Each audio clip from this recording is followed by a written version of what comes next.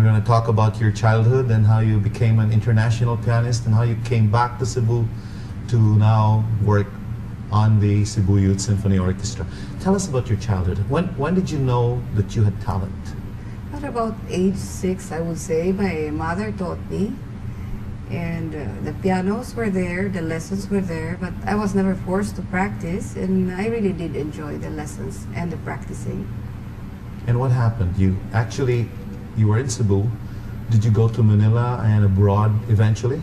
Not right away. I had a very normal childhood. I went to school and developed just at a normal pace, I would say.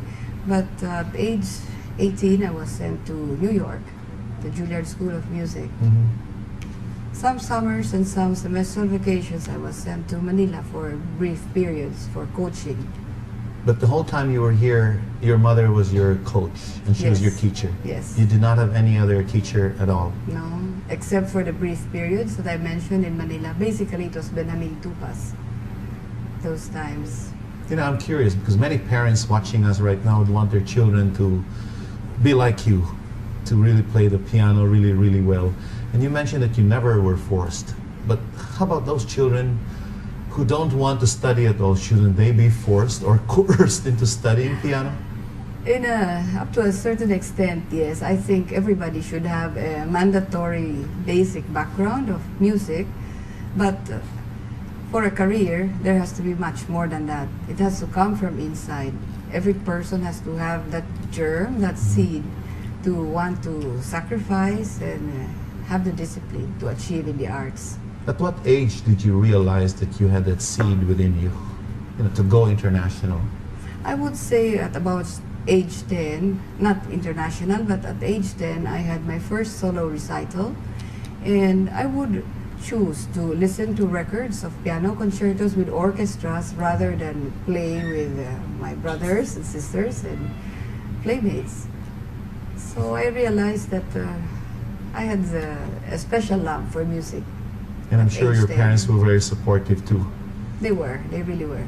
Did just that come out in the blue that I have this in me, I need to pursue this some more, I want to make this a profession? By about age 14, 15, yes, I knew that I really wanted to be a pianist. How? And a good In one. what way? I was playing concertos then, sonatas, and difficult pieces. And I did not have stage fright. I felt very comfortable on the stage. And I think that's one of the signs. Definitely, if you want to be a performing artist. Mm-hmm. What are the other signs? Like a parent, how would a parent know that his or her child has talents and should be pursued on a deeper and on a bigger scale? Definitely, there has to be a basic talent, and then there has to be focus, and there has to be determination and sacrifice because it requires long hours.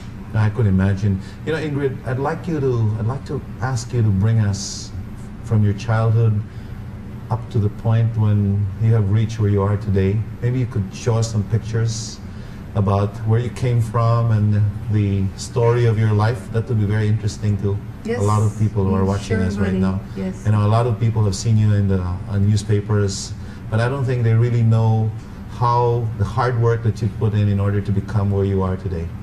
Can we do that? Sure. As a matter of fact, we do have some pictures and some videos. That would be nice. When we come back, we will be taking a closer look at some of the tidbits of Ingrid's life through pictures. Stay with us on 101.